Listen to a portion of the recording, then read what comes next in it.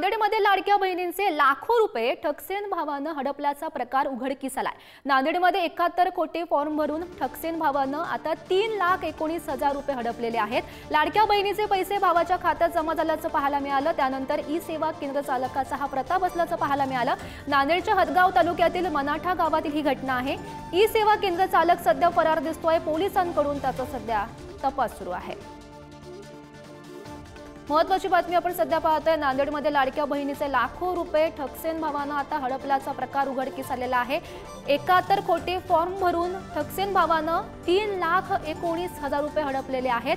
लाडक्या बहिणीचे पैसे भावाच्या खात्यात जमा झाल्याचं पाहायला मिळते। ई सेवा केंद्र चालकाचा प्रताप हा सध्या समोर आला आणि या संदर्भात अधिकची माहिती देत आहेत आमचे प्रतिनिधी अजिंक्य घोंगडे सध्या आपल्यासोबत आहेत। अजिंक्य, काय नेमका हा प्रकार आहे? पोलिसांकडून कशा प्रकारे या संदर्भातला तपास सुरू दिसतोय? नक्कीच हा सर्व प्रकार नांदेडच्या हदगाव तालुक्यातील आहे। एका सेतू सुविधा केंद्र चालकाने महिला आणि मुलींकडून रोजगार हमीचे पैसे देतो असं सांगून परस्पर लाडकी बहीण योजनेअंतर्गत आलेल्या पैशाची फसवणूक केलेली आहे। हा सर्व प्रकार महिलांच्या आणि मुलींच्या लक्षात आल्यानंतर महिला आणि मुलींनी तक्रार दिली होती।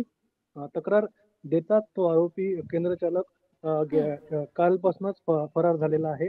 पोलीस त्याचा सध्या तपास घेत आहेत, मात्र सध्या तर तो आरोपी फरारच आहे। हो, नक्कीच अजिंक्य, पोलीस या संदर्भात नेमकी काय कारवाई करतात हे पाहणं महत्त्वाचं ठरणार आहे। धन्यवाद दिलेल्या सविस्तर माहितीसाठी।